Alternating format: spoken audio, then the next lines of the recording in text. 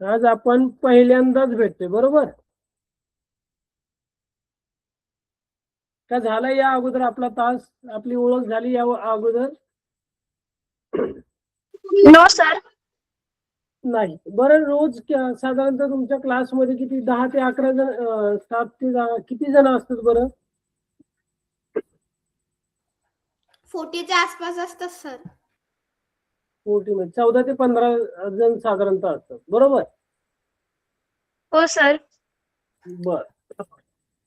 सर्वजण अभ्यास करताय, सर्वजण जे आहेत ते शाळेत दररोज जात असतील. आता मला फक्त कॉमनली एक किती, आपण 10 12 7 10 जण आहेत, तर आपली ओळख साधारणतः सर्वजण पहिले आपले कॅमेरे जे आहेत ते ऑन करा. जरा वेळ मी एकदा स्क्रीनशॉट आपण घेऊ आणि मग आपल्या विषयाकडे जे आहे ते वळणार आहोत. म्हणजे आपली ओळख पण व्यवस्थित होईल. समीक्षा, महेश, राजश्री, ज्यांनी ज्यांनी दिलेलं आहे, समीक्षा आहे, विकास बरोबर आहे, राजेश चव्हाण, राजेश ज्यांचं ऑलरेडी नाव आहे ती गरज नाही परत टाकायची. पण बरेच जण आपल्या आई बाबांच्या नावाने मेलने जॉईन होतात ते. ओके, करू शकता ऑफ आता तुमचा व्हिडिओ, म्हणजे जेणेकरून तुमचं नेट पण व्यवस्थित सुरू राहील.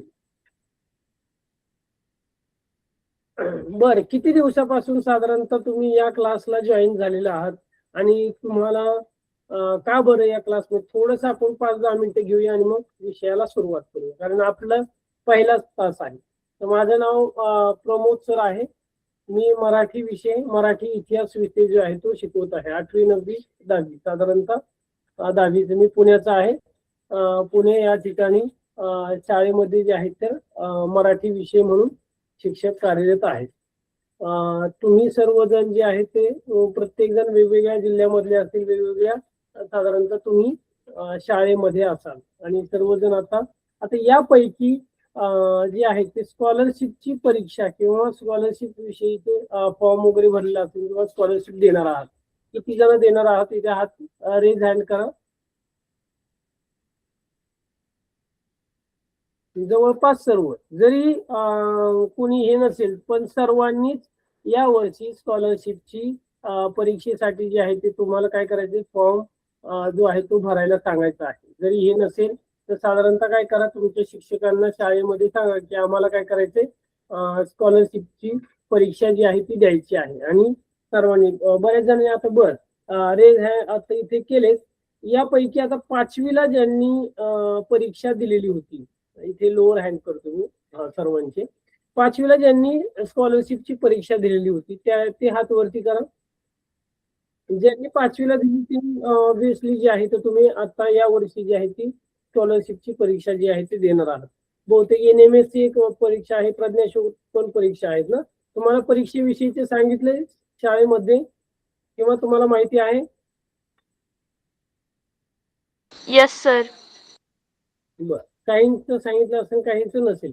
जसं 5वी इयत्तेमध्ये तुम्ही परीक्षा दिलेली होती त्यामध्ये तुम्ही जशा पद्धतीने जो आहे तो अभ्यासक्रम केला होता तोच आहे, फक्त थोडासा या वर्षी म्हणजे 8वीला जो आहे तो थोडा डिटेल असतो. मराठी व्याकरण असेल, बुद्धिमत्ता असेल, इंग्लिश असेल, गणित असेल, तर त्यामधलेच पॅटर्न तसाच असेल. फक्त थोडासा जो आहे तो त्याचा काठिण्य पातळी थोडी जास्त 8वीला तुमची जी आहे, म्हणजे तुमच्या जो अभ्यासक्रम साधारणतः वर्गामधला बाकीचा आहे इयत्ता 8वी मधलं तशा स्वरूपाचं साधारणतः असणार आहे.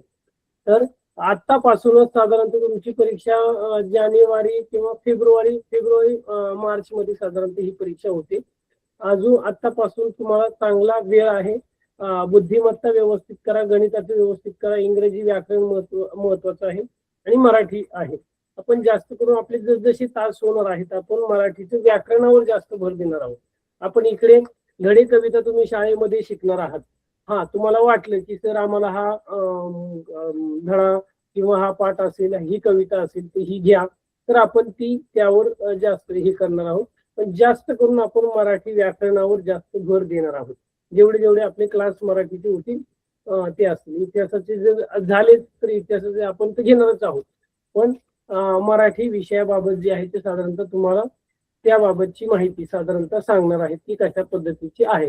त्यानंतर तुम्हाला विविध प्रकारच्या ज्या इथून पाठीमागे जेवढ्या परीक्षा झाल्या त्यांच्या प्रश्नपत्रिका पण आपण ग्रुपवर मी जसजसा आपला अभ्यासक्रम होईल तसं तुम्हाला पाठवणार आहे. तशा पद्धतीने जे आहे ते तुम्ही सर्वांनी जो आहे जेव्हा जेव्हा तास होईल तेव्हा तेव्हा वेळेत उपस्थित राहा. आपल्या बरोबर जे आहे ती वही आणि पेन ही असलीच पाहिजे. वही पेन ही जवळ ठेवायची की जेणेकरून जे जे महत्वाचे तुम्हाला मुद्दे वाटतात, जे महत्वाचे जे घटक आहेत ते जे आहेत तर ते काय करायचे वहीमध्ये लिहून घेत चालायचं आहे. की तुम्हाला नोट्स तशा ग्रुपवर मिळतील पण जेणेकरून एक प्रकारची तुम्हाला सवय लागावी तुमच्या स्वतःच्या नोट्स स्वतःतून चाचण काढण्यासाठी. आज आपण मराठी व्याकरणातला महत्वाचा जो घटक आहे त्याचा अभ्यास करणार आहोत. साधारणतः तो आहे अलंकार. जास्त करून जे आहे ते काय होतं की आपल्याला त्याविषयीची माहिती बऱ्याच वेळा 5वीला वगैरे झाला असेल किंवा या वर्षी पण तुमचं सुरू असेल वर्गामध्ये. किती जणांना अलंकाराविषयीची माहिती आहे?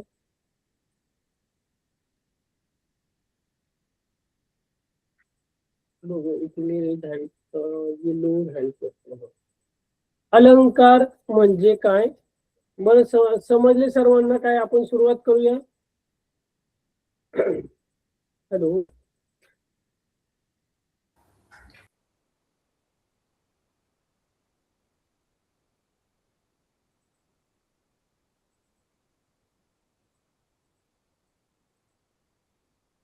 समजलंय का?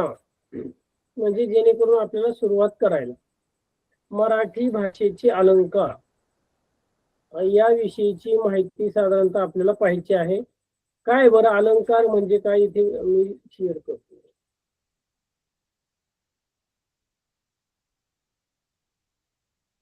मराठी भाषेचे अलंकार काय? अलंकार कशाला म्हटलं जातं इथे? चुकीनं हे झालं तर काय नाही, सेमच आहे. त्यात 8वी टाकायचं होतं ते 9वी झालेलं आहे. काय बरं अलंकार म्हणजे काय? कोण सांगते? अलंकार म्हणजे काय? कशाला मी म्हटलं सांगू? जातं अलंकार? हो सर मी सांगू? इथे हो सांग. सर भाषा किंवा एखादी सुंदर कविता असेल ती प्रभावी आणि आकर्षक करण्यासाठी जे विशेष शब्द किंवा शब्दांचा ती शब्दरचना वापरलेली असते तिला अलंकार म्हणतात. अजून तुमच्यापैकी कोण सांगते? चांगला प्रयत्न केला समीक्षा. बाकीचे अजून सांगा बरं काय आहे अलंकार म्हणजे काय? कशाला म्हटलं जातं अलंकार? काय हे अलंकार?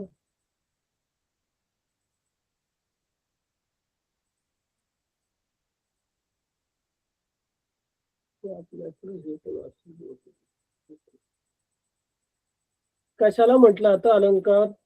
ऋषिकेश, समीक्षा, वैशाली. सर एक एक्झाम्पल सांगू? थांब बाकी ज्यांना येऊ दे अगोदर त्यांना सांगू दे. विकास सांग बरं. प्रगती प्रगती किंवा सांगता येईल.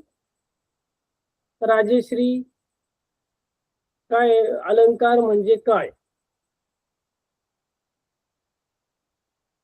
शब्दशः अर्थ जर आपण घेतला तर समीक्षा उदाहरण सांग म्हणजे जेणेकरून मी सुरुवात करतो. तर भाषेचे सौंदर्य वाढवणाऱ्या शब्दाला अलंकार म्हणतात. एक्झाम्पल चंद्रासारखा सुंदर चेहरा. चेहऱ्याची तुलना ही चंद्राशी केलेली आहे म्हणून हा उपमा अलंकार आहे.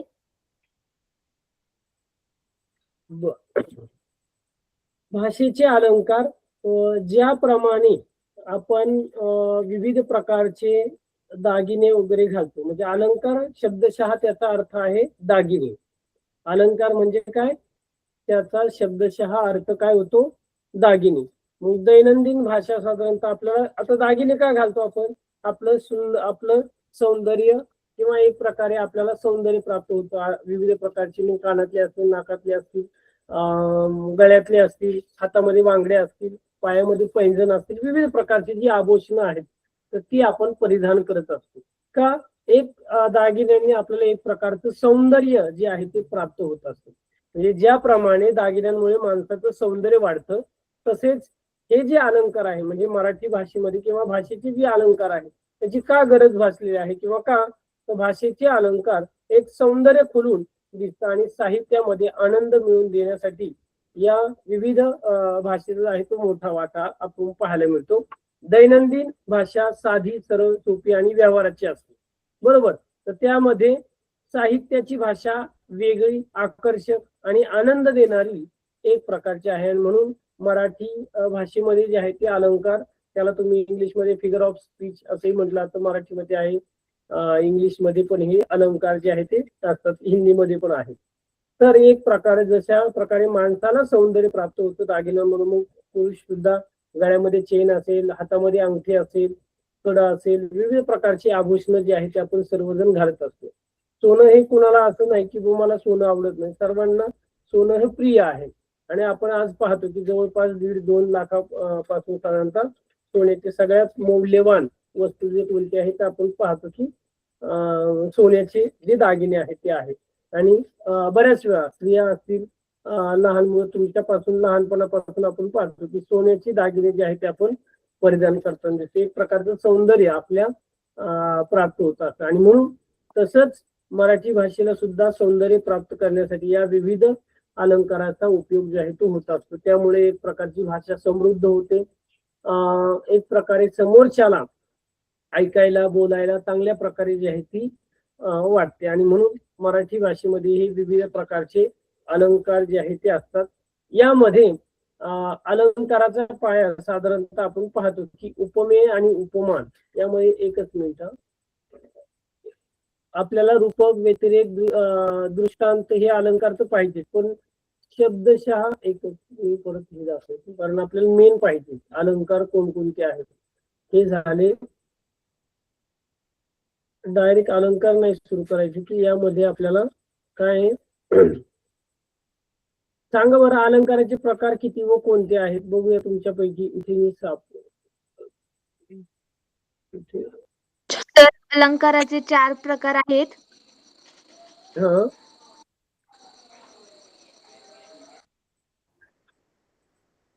सर त्यातले मुख्य 2 आहे. कोणते?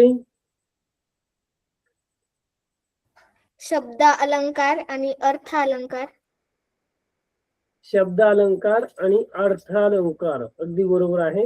दोन मुख्य प्रकार आहेत, त्यामध्ये शब्द अलंकार आणि अर्थ अलंकार म्हटलं जातं, अगदी बरोबर. बर, अजून कोणकोणते आहेत बरं?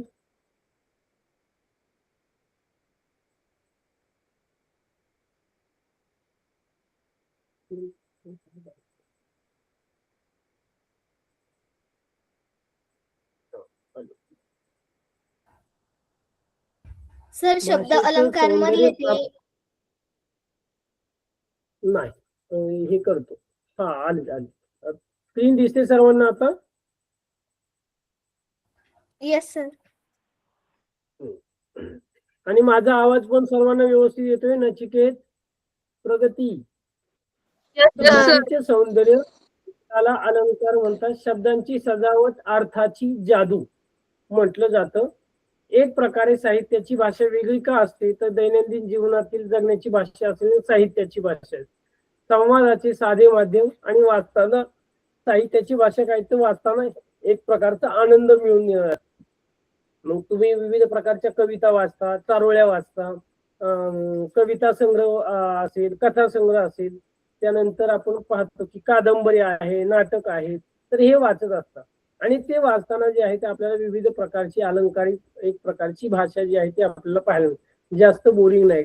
एक ज्या विविध प्रकारची कथा संग्रह आहे, पुस्तकं आहेत, ते वाचताना जे आहे ते तुम्हाला वाचावेसे वाटत नाही. ही कथा झाली, मला अजून एक कथा वाचायची. तर एक प्रकारची गोडी जी आहे तर आनंद मिळवून देणारी ही साहित्याची भाषा असते. म्हणून दैनंदिन व्यवहारातील भाषेपेक्षा साहित्याची भाषा ज्या घटकामुळे वेगळी ठरते त्यातील एक घटक म्हणजे अलंकार होय. मग या अलंकारामध्ये साधारणतः आपल्याला 2 मुख्य अलंकार आहेत, शब्दालंकार आणि अर्थालंकार. हे दोन प्रकार आहेत. आता शब्दालंकारामध्ये साधारणतः यमक, अनुप्रास आणि इतर पण अलंकार आहेत, ते आपण सर्वच घेणार आहोत. अर्थालंकार, उपमा, उत्प्रेक्षा आणि रूप साधारणतः हे आहेत. तुम्हाला पुस्तकामध्ये एवढेच आहेत की अजून आहेत की याच्या बरं, हा टॉपिक तुमचा शाळेमध्ये झालाय का या वर्षी इयत्ता 8वी मध्ये समीक्षा झालाय का? No no No. सर. हा म्हणजे कोणा नो सर. आपल्याला पाठीमध्ये हा म्हणजे 6वी 7वीला किंवा 5वीला साधारणतः झालेला आहे, एवढाच आहे. आपण डिटेल घेतोय की जेणेकरून तुम्हाला परीक्षेसाठी उपयोगी यावा. आपलं म्हणजे तुमच्या 8वीला तर ते येत आहेत, पण स्कॉलरशिपच्या परीक्षेच्या दृष्टिकोनातून तर सगळे अलंकाराची उदाहरणं, शब्दालंकार असेल किंवा अर्थालंकार असेल, ते या प्रकारांची सगळ्याची माहिती आपण डिटेल घेणार आहोत. मग हे दोन मुख्य अलंकार आहेत. तुम्हाला जे महत्वाचे वाटतात ते साधारणतः तुम्ही वहीमध्ये प्रकार वगैरे जे आहेत ते लिहून घेऊ शकता किंवा स्क्रीनशॉट काढला तरी चालेल. तर हे दोन प्रकार आहे. आता शब्दालंकार हे जे 4 स्तंभ आहेत, आता हे काय आहे? हे अलंकार ओळखण्यासाठी किंवा अलंकारासाठी महत्वाचे आहे. उपमेय, उपमान, समान गुणधर्म आणि साम्यवाचक शब्द ज्याची तुलना करायची ते उपमेय आहे. म्हणजे काय, एक प्रकारचा मूळ शब्द आहे. उपमान म्हणजे काय, ज्याच्या बरोबर तुम्हाला तुलना करायची आहे, ज्याच्याशी तुलना करायची. समान गुणधर्म काय आहे, ते दोन्ही वस्तूतील असलेला सारखेपणा किंवा समान एक प्रकारचं त्याचा गुण असेल. आणि साम्यवाचक शब्द म्हणजे काय, सारखेपणा, दोन्हीमध्ये काय सारखेपणा दाखवलेला आहे तो वापरलेला शब्द तुम्हाला इथे साधारणतः ओळखायचा आहे. आता वाक्याची रचना समजून घेताना आंबा साखरे सारखा गोड आहे. आंबा कसा आहे, साखरे सारखा गोड आहे. आता आंब्याची तुलना कशाची केलेली सांगा बरं. आंब्याची तुलना कशाची गोडी केली? आंब्याची गोडी जी आहे ती साखरेसारखी आहे. साखर कशी आहे, गोड आहे. आणि आंब्याची म्हणजे आंब्याची चव सुद्धा कशी सारखी आहे, साखरे सारखी गोड आहे. उपमेय ज्याची तुलना करायची आहे तो म्हणजे मूळ शब्द जो आहे तो आंबा. आता उपमान कशाची, आंब्याची तुलना कशाची केलेली आहे, साखरेशी केलेली आहे, बरोबर. ज्याच्याशी तुलना करायची तो उपमान आहे. आणि आता यांच्यामध्ये साम्यवाचक शब्द कोणता आहे, तो सारखा आहे. आणि यामध्ये समान गुणधर्म काय आहेत, तर आंबा जर असेल आणि साखर असेल तर या दोन्हींची जर समान गुणधर्म असेल तर काय आहे, ती खूप गोड आहे. आंबा साखरेसारखा गोड आहे. तर तुम्हाला उपमेय म्हणजे काय, उपमान म्हणजे काय, साम्यवाचक शब्द आणि समान गुणधर्म म्हणजे काय, हे समजले?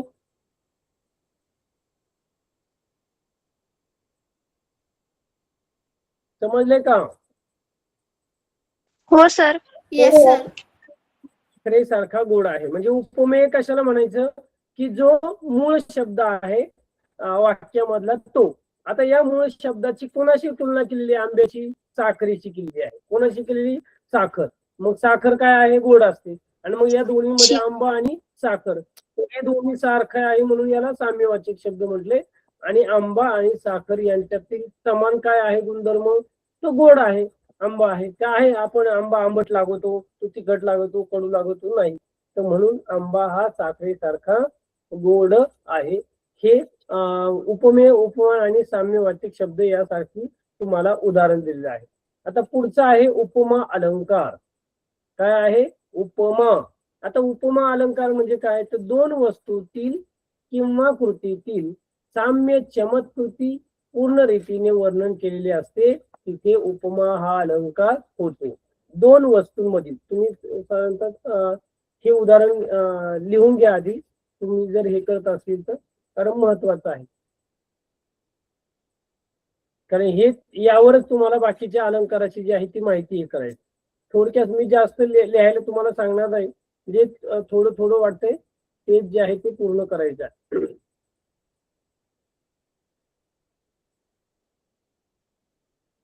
आणि झाल्यानंतर सांगत चला मग की सर आमचं झालंय.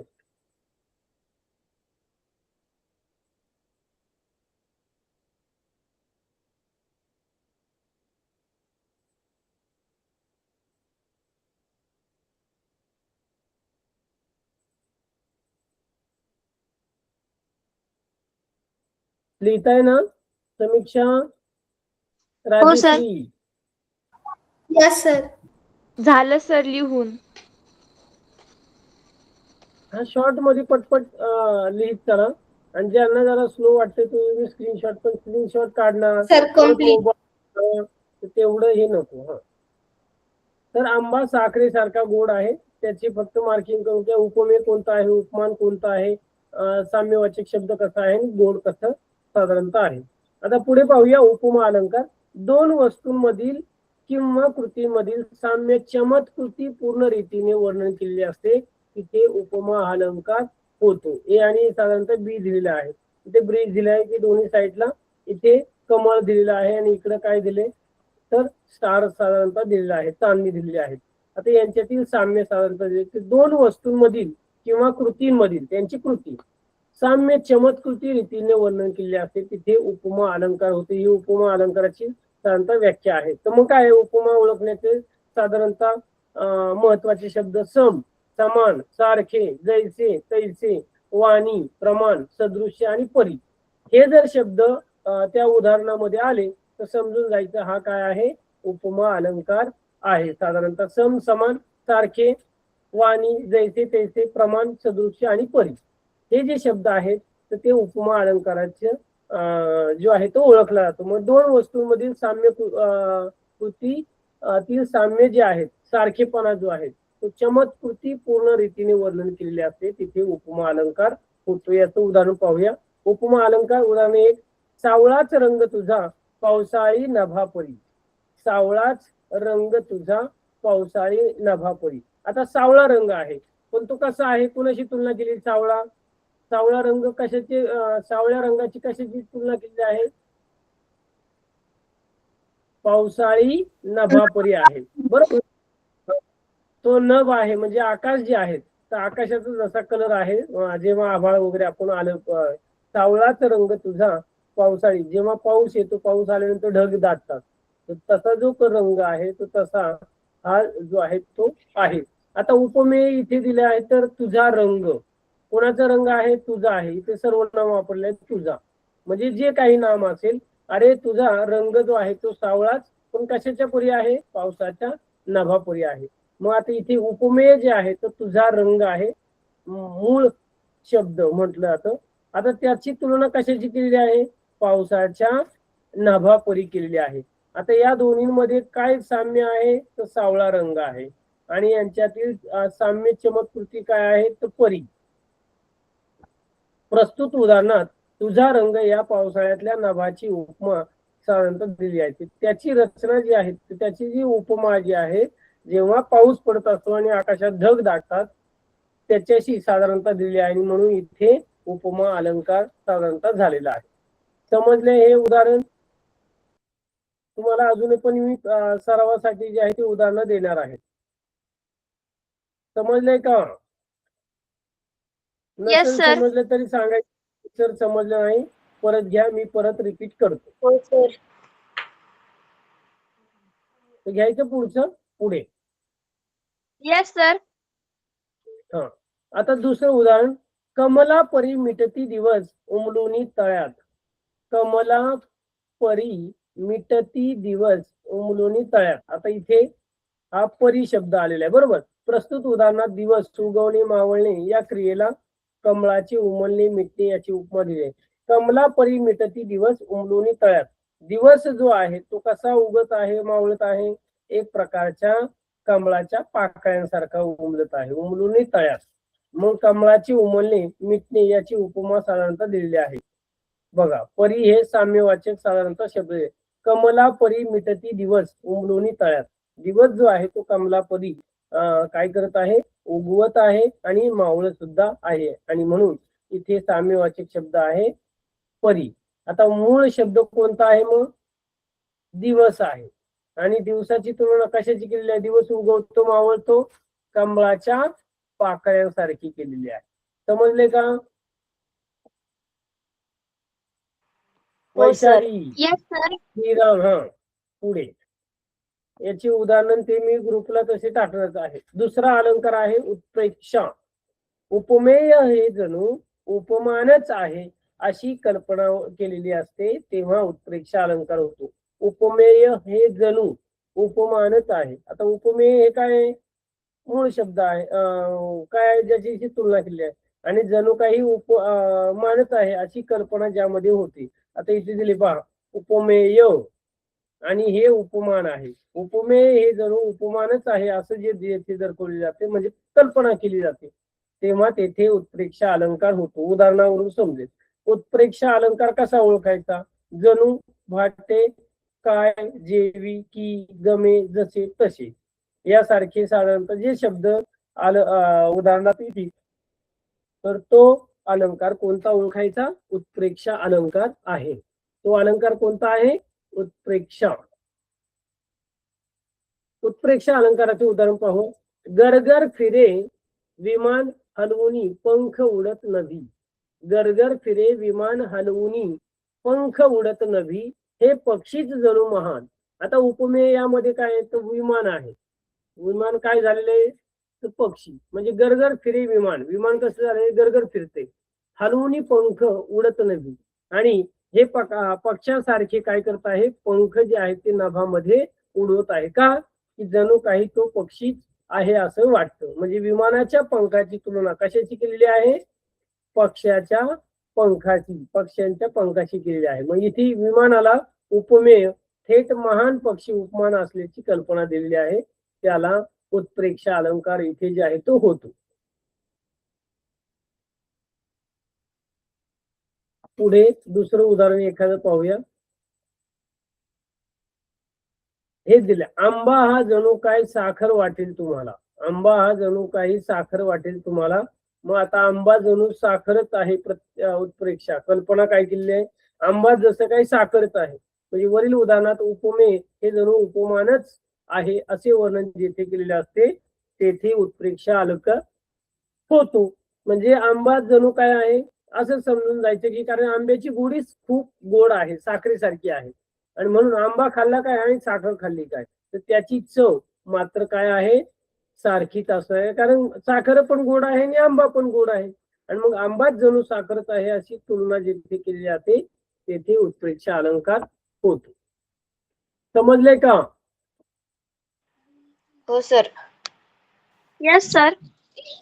पुढे फरक समजून घ्या उपमा आणि उत्प्रेक्षा अलंकार यांच्यामध्ये. आता बरेच सिमिलॅरिटी यामध्ये साधारणतः असते. सारखेपणा, सिमिलॅरिटी. मूळ संकल्पना काय आहे? उत्प्रेक्षा अलंकारामध्ये कल्पना आहे आणि उपमा अलंकारामध्ये काय आहे? सिमिलॅरिटी, म्हणजे सारखेपणा आहे. इकडे कल्पना आहे, तिकडे सारखेपणा आहे. उपमा अलंकार सम, समान, सारखे, परी हे जे शब्द येतात ते उपमा अलंकार आहे, आणि उत्प्रेक्षा अलंकारामध्ये जणू काय, भासे, वाटे हे शब्द आले तर उत्प्रेक्षा अलंकार आहे. आंबा साखरेसारखा गोड आहे. आंबा कसा आहे? साखरेसारखा गोड आहे. आंब्याचे उदाहरण दिले.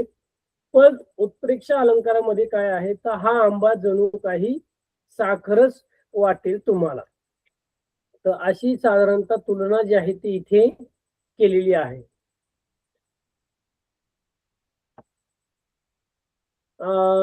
बघा, आता तुम्हाला जरा प्रॅक्टिस साठी या दोन्ही अलंकारावर उदाहरणं दिली आहे. आईचे प्रेम सागरासारखे असते. आईचं प्रेम कशासारखं आहे? आईचं प्रेम का बरं इथं असं का तुलना केलेली आहे सागरासारखं? काय बरं शब्दशः अर्थ काय घेता येईल मग?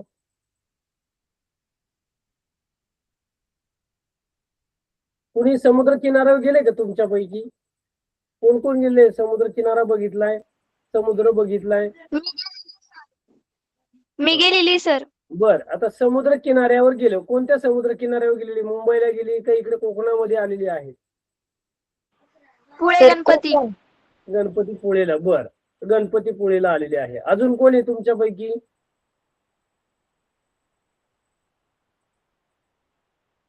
तुमच्यापैकी अजून कोण आलेला आहे समुद्र किनाऱ्यांवर फिरायला? कोणी गेलेला असेल किंवा ट्रिपला गेलेला असेल, सहलीला गेलेला असेल तर पहा. तर जेव्हा तुम्ही समुद्र किनाऱ्यावर, कोणी मुरुड जंजिऱ्याला गेला असेल, कुणी मुंबईला गेला असेल, कुणी इकडे कोकणामध्ये गेलेला असेल, बरोबर, या कोणी गोव्याला गेला असेल. आता समुद्र किनाऱ्यावर आपण जर उभं राहिलो तर समुद्राचा जो पलीकडला भाग आहे म्हणजे दुसरी बाजू आहे, तिथं शेवट तुम्हाला लागतो का? हा, हे इथं समुद्र किनाऱ्याचा शेवट आहे किंवा हा समुद्राचा शेवट आहे. दिसतो का कुणाला? No sir. नाही दिसत. म्हणजे काय आहे, विस्तार आहे एक प्रकारचा, काय आहे, खूप विस्तार आहे की त्याचा शेवट आपण लावू शकत नाही, की त्याचं अंतर जे आहे ते आपण लावू शकत नाही. अथांग अशा प्रकारचा जो आहे तो समुद्र आहे. किंवा आपण त्याच्यामध्ये नकाशामध्ये वगैरे पाहिलं, अरबी समुद्र असेल, इकडे बंगालचा उपसागर असेल, हिंदी महासागर असेल, महासागर. तर तशा प्रकारचे जे आहेत, तर एक ओशन. प्रकारे जो आहे तो महासागर आहे. त्याचा जो अंत आहे, त्याचा जो शेवट आहे तो आपल्याला दिसत नाही. आणि म्हणूनच आपल्या आईचं जे प्रेम आहे असंच आहे की त्याचं मोजमाप करता येत नाही. त्याचा शेवट किंवा त्याचा किनारा जो आहे तो आपल्याला लागणार नाही. आणि म्हणून आईच्या प्रेमाची तुलना कशाशी केलेली आहे, सागरासारखी केलेली आहे. सागरासारखी का केली, कारण सागराचा तळ जो आहे तो कोणी गाठू शकत नाही. त्यानंतर सागराचा जो शेवट आहे, किनारा जो आहे दुसरी बाजू, ती कुणालाही दिसलेली नाही किंवा नाही, त्याचं मोजमापच करू शकत नाही आपण. आणि म्हणून आईच्या प्रेमाची तुलना ही सागरासारखी केलेली आहे. मग आईचं प्रेम हा मूळ शब्द आहे. मग उपमान काय आहे, तर सागर. आणि साम्यवाचक शब्द कोणता आहे, तर सारखे. आणि म्हणून हा अलंकार कोणता आहे, तो उपमा अलंकार आहे. तर हे उदाहरण व्यवस्थित समजलंय? Yes sir. पुढचं दिलंय, आमच्या गावचे सरपंच कर्णासारखे दानशूर आहेत. आमच्या गावचे सरपंच कर्णासारखे दानशूर आहेत. सरपंच कसे आहेत, कर्णासारखे दानशूर आहे. आता तुम्ही सर्वांनी रामायण शांत महाभारत बघितलेला असेल. कर्णाविषयीची माहिती पाहिली का, माहिती आहे कर्ण कोण होता? कोण होता कर्ण?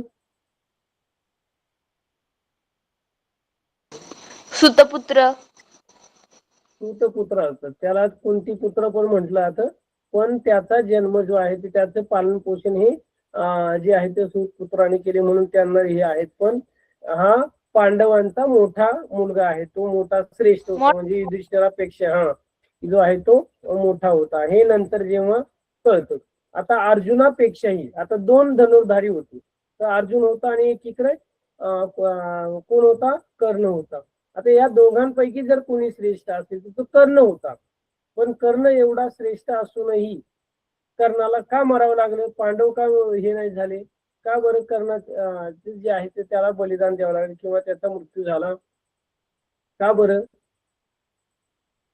कारण त्याला श्रीकृष्णाने पण सांगितलं, कर्णाला गर्व होता. आणि कर्णाने जे आहे ती बाजू कोणाची घेतली, वाईटाची, अधर्माची बाजू घेतली, दुर्योधनाची बाजू घेतली. आणि जेवढं अधर्म झालं, म्हणजे वाईट गोष्टीला तुम्ही साथ दिली, तुमचा विनाश आणि तुम्हाला जे आहे त्याचे परिणाम जे आहे ते भोगावे लागणार आहे. मग तुम्ही किती जे आहे ते श्रेष्ठ असले, जसं की आपण उदाहरण घेतलं की रावणाचं घेतलं. रावण खूप बुद्धिमान होता, श्रेष्ठ होता, शिवभक्त होता.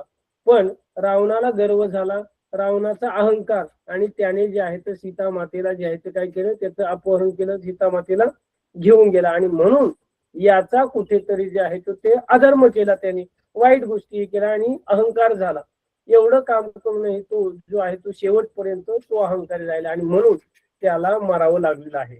आणि कर्णाची एक गोष्ट चांगली, तुम्ही जर दानशूर कर्णाविषयीची जर पुस्तकं वगैरे वाचले तर तुम्हाला त्यामधून खूप काही शिकण्यासारखं आहे.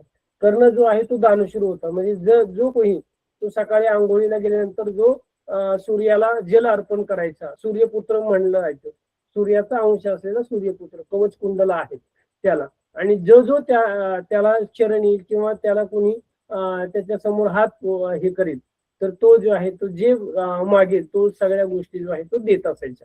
आणि म्हणून पासून जे आहे ते आपण पाहतो की साधारणतः त्याचे कवच कुंडल जे आहे ते इंद्राने जे आहे ते कवच कुंडल मागितले, आणि त्याने जे आहे ते कवच कुंडल जे आहे ते दान केले. जर ते कवच कुंडल जर त्याने दान केले नसते तर कर्णाचा मृत्यू झाला नसता. म्हणजे अर्जुनाने किती प्रयत्न केले असते तरी मात्र त्याला बाण लागला नसता. आणि इथे जे आहे ते महाभारत हे काय झालं असतं, एक प्रकारे वेगळ्या दिशेने गेलं असतं. पण हे शेवटी काय की दैवी शक्ती म्हणतो आपण, किंवा एक प्रकारचं जे आहे किती जरी हे असल्या गोष्टी, सत्याचा विजय होत असतो. आणि कर्णाला जे आहे ते एक ती कथा म्हटली जाते, आणि कर्णाने जे आहे ते आपली कवच कुंडल जी आहे ती दान केली आणि नंतर जाऊन जे आहे. आणि म्हणून दानशूर म्हटलं आहे तर कर्णासारखं दानशूर कोणीच नाही आतापर्यंत आपण पाहतो की साधारणतः, म्हणून कर्णाला दानशूर कर्ण असेही म्हटलं जातं. आमच्या गावचे जे सरपंच आहेत तर कर्णासारखे दानशूर आहेत. सरपंच जे आहेत तर कसे आहेत, कर्णासारखे दानशूर आहे. मूळ शब्द कर्ण आहे उपमेय, आणि त्याची तुलना जी आहे ती कशाची केलेली आहे, कर्णासारखी केलेली आहे, आणि सारखा शब्द आलेला आहे. आणि इथे जे आहे ते एक प्रकारचं कोणता अलंकार होतो मग, येस भाऊसाहेब,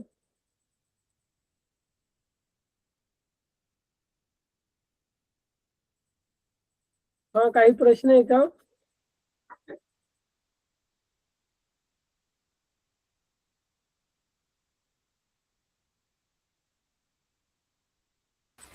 हॅलो,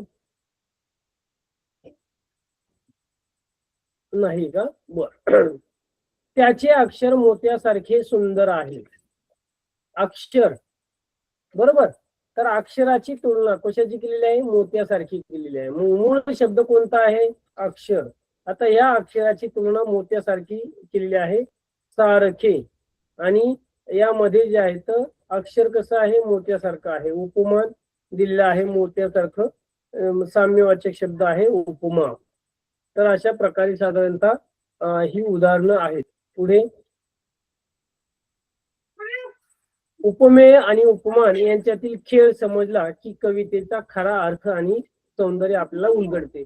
अलंकार हे केवळ व्याकरणातले नियम नाही, तर ते भाषेला जिवंत करणारे सौंदर्य प्राप्त करतात. आणि म्हणून आपली भाषा समृद्ध करण्यासाठी या विविध अलंकाराचा उपयोग जे आहे तो केला जातो.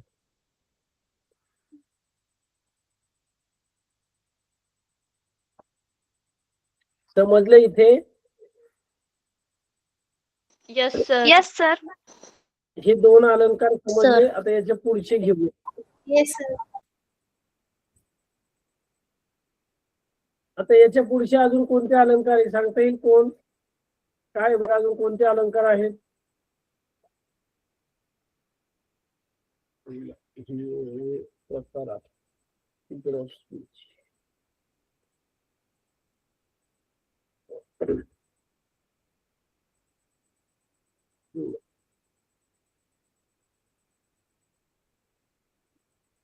पुढचे अलंकाराचे प्रकार आपण अभ्यासणार आहोत. मग अशी जी साधारणतः आपण सुरुवात केली.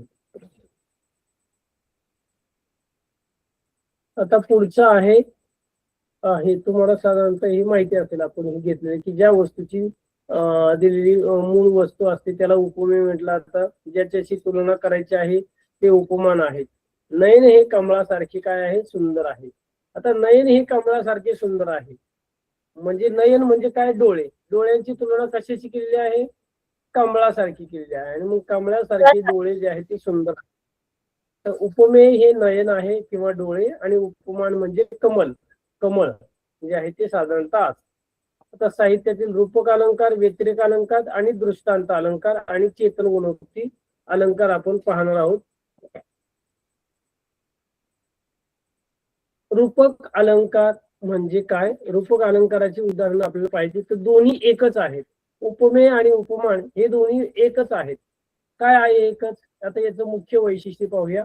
उपमेय आणि उपमान यांच्यातील कमालीचे साम्य असते, त्यामुळे उपमेय हे उपमानच आहेत असेच मानले जाते आणि दोन्ही गोष्टी अभिन्न आहेत.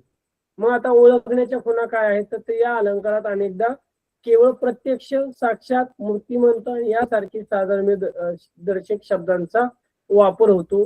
त्याला रूपक अलंकार साधारणतः म्हटलं जातं किंवा रूपक अलंकार.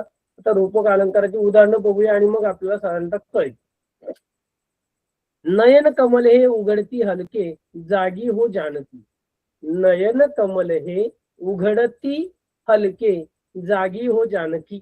आता उपमेय म्हणजे मूळ शब्द काय आहे, तर डोळा आहे, नयन आहे.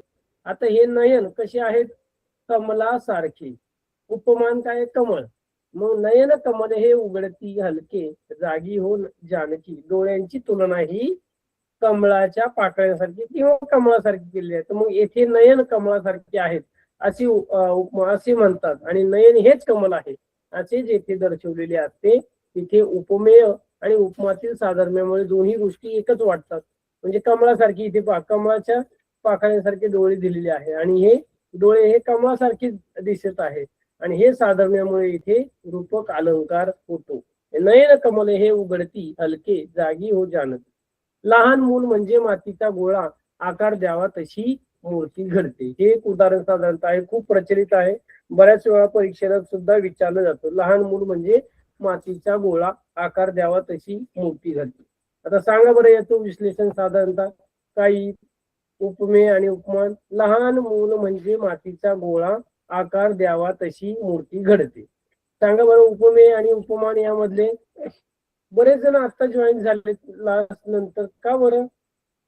कावेरी, त्यानंतर प्रियंका, तानाजी, सगळेजण जरा 7:30ला लवकर जॉईन होत चला. काय होतं की तुम्ही लेट जॉईन झाले की आपलं काय सुरू आहे अर्धवटच भागवत अर्धवटच जे आहे तर तुम्हाला माहिती मिळेल. दिगंबर आहेत सुरुवातीपासून. गंगाराम, सांग बरं समीक्षा. राजश्री, लहान मूल म्हणजे मातीचा गोळा आकार द्यावा तशी मूर्ती घडते. तर यातलं उपमेय आणि उपमान कशाची तुलना केलेली आहे?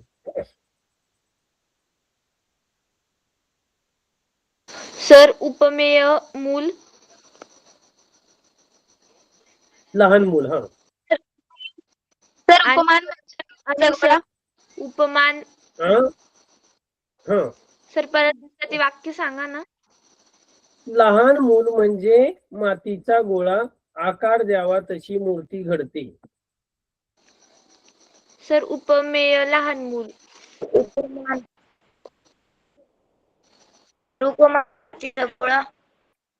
सर उपमान मातीचा गोळा. तर लहान मुलाची तुलना कशाशी केलेली आहे? मातीच्या गोळ्याशी केलेली आहे आणि म्हणून तो काय आहे? रूपक अलंकार साधनता आहे. आता पुढे पाहूया व्यतिरेक अलंकार. उपमेयाची श्रेष्ठता इथे सांगितलेली आहे. उपमेय हा आहे आणि हा उपमान आहे. तर उपमेय आणि उपमान म्हणजे काय? इथे श्रेष्ठता, उपमेयाची श्रेष्ठता जी आहे तर मूळ शब्दाची श्रेष्ठता सांगितली आहे. जेव्हा कोणत्याही काव्यात व वाक्यात उपमेय उपमानापेक्षा श्रेष्ठ आहे असे मानले जाते तेव्हा व्यतिरेक अलंकार होतो. सोप्या भाषेत सांगायचं झालं तर तुलना करण्यासाठी घेतलेल्या मूळ वस्तूचे महत्व कमी करून मूळ गोष्टीला अधिक श्रेष्ठ ठरवणे तर त्याला व्यतिरेक अलंकार होतो. उदाहरणार्थ पाहूया तर व्यवस्थित समजेल. अमृताहुनी गोड नाम तुझे देवा. अमृताहुनी गोड नाम तुझे देवा. देवाचे नाव जे आहे ते कसं आहे? अमृतापेक्षाही श्रेष्ठ आहे. कारण आपण पाहतो की राम राम म्हटलं असेल, रामकृष्ण हरी म्हणतो, जप घेतो आणि म्हणून अमृताहुनी हा अभंग सुद्धा आपण पाहतो की ओळीमध्ये अमृताहुनी गोड नाम तुझे देवा, नाम तुझे देवा जे आहे. तर अमृत जे आहे तर अमृत पिल्यानंतर माणूस अमर होतो. पण जेव्हा देवाचं नामस्मरण तुम्ही कराल तर त्या अमृतापेक्षाही श्रेष्ठ जे आहे तर देवाचं नाव आहे. म्हणून नेहमी आपण जे आहे तर देवाचं नामस्मरण केलं पाहिजे. आणि म्हणून अमृताहुनी गोड नाम तुझे देवा. देवाच्या म्हणजे अमृताची तुलना जी आहे ती अमृताचं श्रेष्ठत्व जी विशेषता आहे अमृताची त्याच्यापेक्षाही कशामध्ये आहे? गोडी देवाच्या नावामध्ये आहे. म्हणून इथं उपमेय हे देवाचं नाव आहे, उपमान हे अमृत आहे आणि या दोघांमधला जर समान गुणधर्म आहे किंवा गुण आहे तर गोडी आहे. अमृत सुद्धा गोड आहे आणि देवाचं नाव हे सुद्धा त्यापेक्षाही अधिक गोड आहे. म्हणून देवाच्या नावाची तुलना ही अमृतापेक्षाही श्रेष्ठ, म्हणजे अमृताची तुलना जी आहे एक प्रकारचं देवाच्या नावापेक्षा जे आहे ते श्रेष्ठ, म्हणजे अधिक श्रेष्ठत्व जे आहे ते देवाच्या नावाला बहाल केलेलं आहे. येथे परमेश्वराचे नाव हे गोडीच्या बाबतीत चक्क अमृतापेक्षाही श्रेष्ठ अधिक गोड आहे असे मानलेले असते आणि उपमेय हे उपमानापेक्षा श्रेष्ठ असल्यामुळे येथे व्यतिरेक अलंकार होतो. तर समजले व्यतिरेक अलंकार म्हणजे काय? Yes sir. हो सर. आता दृष्टांत अलंकार पाहूया. दृष्टांत म्हणजे काय? ते एक प्रकारचं दिवा स्वप्न म्हणतो. दृष्टांत पडणे, उदाहरण, पटवून देण्याची कला, विचार, मुद्दा आणि समर्पक उदाहरण. दृष्टांत तुम्ही कीर्तन वगैरे प्रवचन ऐकलं असेल तर त्यामध्ये विविध प्रकारचे दृष्टांत दिले जातात. दृष्टांत दिले जातात म्हणजे काय? एक प्रकारचं त्याला साजेचं असलेलं उदाहरण.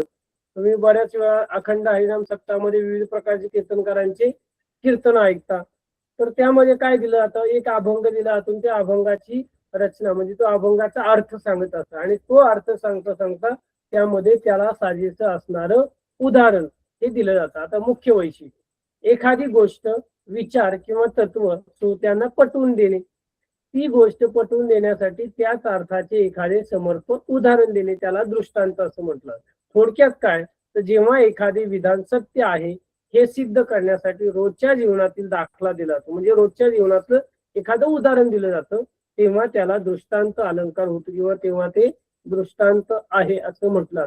आता दृष्टांत काय, तर चंदनाचे हात पायही चंदन, चंदनाचे हात पायही चंदन, तुका म्हणे तैसा सज्जनापासून पाहता अवगुण मिळेची ना. चंदनाचे हात पायही चंदन, तुका म्हणे तैसा सज्जनापासून पाहता अवगुण मिळेची ना. आता चंदन आहे की नाही चंदन. आता चंदनाचे एक सुवासिक आहे, आपण पाहतो की विठ्ठलाच्या मस्तकावर चंदनाचा टिळा लावला जातो. का बरं चंदनाचा टिळा लावला होतो, कारण चंदन जे आहे ते काय आहे, त्याचा वास जो आहे तो खूप सुवासिक आहे. आता चंदनाचं झाड पाहिलं आणि चंदन जे आहे तर काय होतो, स्वतः उगळतो आणि दुसऱ्यांना सुगंध देत असतो. स्वतः काय करत असतो, कष्ट घेतो, स्वतः झिजतो आणि इतरांना काय करत असतो, जो आहे तो सुगंध देत असतो. दिवा जळतो, आपण पाहतो की दिवा जी आहे ती ज्योत पाहतो, तेल टाकतो, ती ज्योत लावली जाते, ज्योत जळते बरोबर, पण इतरांना काय करते, ती प्रकाशमान होत असते. तसा सज्जन मनुष्य सुद्धा काय आहे, एक प्रकारचा तो काय आहे, तो अंतर्बाह्य. आता इथे सांगितलंय की काय विचार सांगितलाय, सज्जन व्यक्ती अंतर्बाह्य सज्जन असतो, तिच्यात अवगुण नसतात.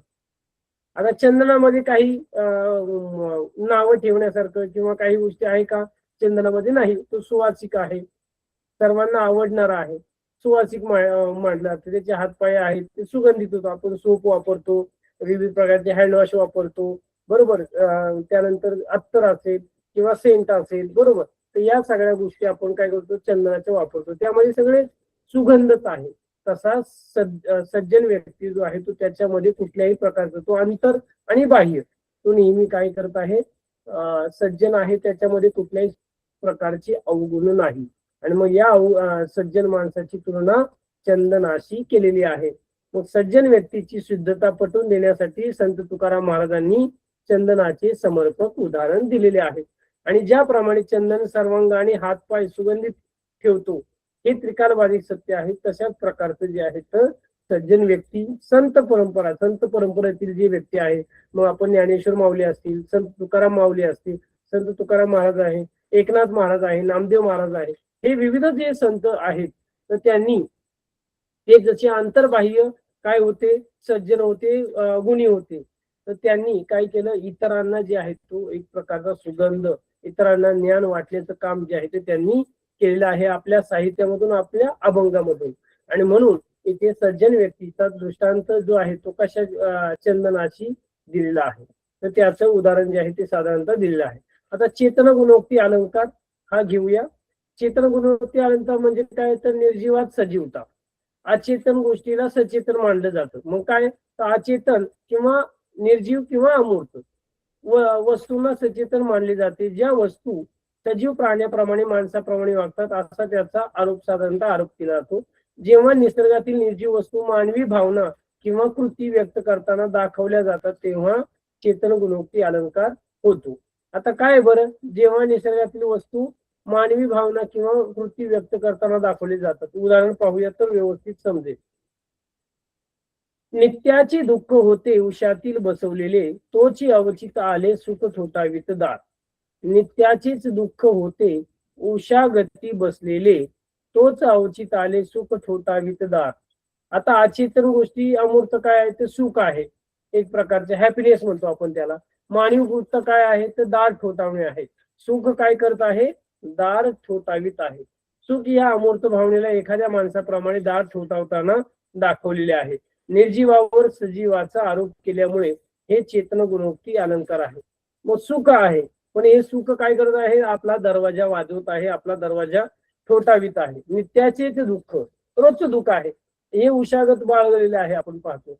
पण तोच काय झालं, अचानक आपल्याला काय झालेलं आहे, साक्षात्कार झाला, अचानक आपल्याला काय झालं, सुख जे आहे तर आपल्या दारावर थोटावत आहे. तुम्ही वर्षभर अभ्यास केलाय, चांगल्या प्रकारे केलाय, पुढे 9वी 10वीला जाऊन किंवा तुम्ही एखादी परीक्षा हे करत आहात, त्याचा अभ्यास करत आहात आणि जेव्हा तुम्ही अभ्यास केल्यानंतर पेपर चांगल्या प्रकारे सोडवला जातो, त्यानंतर तुम्ही खूप मेहनत घेतली आहे आणि अचानक तुम्हाला रिझल्ट कळतो, निकाल कळतो आणि तुम्ही आनंदित होता. म्हणजे तुम्हाला अनपेक्षित अशा प्रकारचे मार्क्स मिळून जातात, अनपेक्षित अशा प्रकारचा आनंद तुम्हाला होतो, एक प्रकारचं सुख.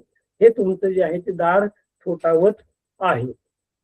तर अशा प्रकारे मूर्त अमूर्त हे केलेलं आहे. तर या प्रकारे तुम्हाला चेतन गुणवत्ती अलंकार होतो. हा डायग्राम किंवा याचा स्क्रीनशॉट काढून ठेवा, महत्वाचा आहे. रूपकालंकार, व्यतिरेक, दृष्टांत आणि चेतन गुणवत्ती अलंकार.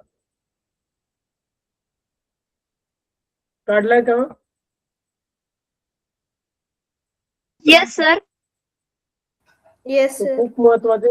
थोडक्यात तुम्हाला साधारणतः 4ही अलंकाराचे व्यवस्थित सांगता येईल. आणि मग अशा प्रकारे आपण अलंकार म्हणजे काय, अलंकाराचे 2 प्रकार, अर्थालंकार, शब्दालंकार हे बघितलं. त्यानंतर रूपक अलंकार, उपमा अलंकार, उत्प्रेक्षा अलंकार, व्यतिरेक अलंकार, चेतन गुणोक्ती अलंकार असेल, अनुप्रास अलंकार असेल, तर या अलंकाराची माहिती आपण अभ्यासलेली आहे आज. आणि शब्दांची जाणीव जी आहे ते पूर्णपणे केलेली सुंदर रचना, उपमेय उपमानाचा कल्पक खेळ म्हणजे अलंकार आहे. आणि अलंकाराचा सुयोग्य वापरामुळे आपली मराठी भाषा आणि तिचे साहित्य अधिक समृद्धपणे जे आहे ते रसपूर्ण बनलेले आहे. आणि म्हणून आपली मराठी भाषा व्यवस्थित जपलं पाहिजे, तिचं सौंदर्य जपलं पाहिजे आणि म्हणून त्याचा आपण चांगल्या प्रकारे साहित्याचा आनंद सुद्धा आपण घेतला पाहिजे. अशा प्रकारे समजले अलंकार म्हणजे काय? Yes sir.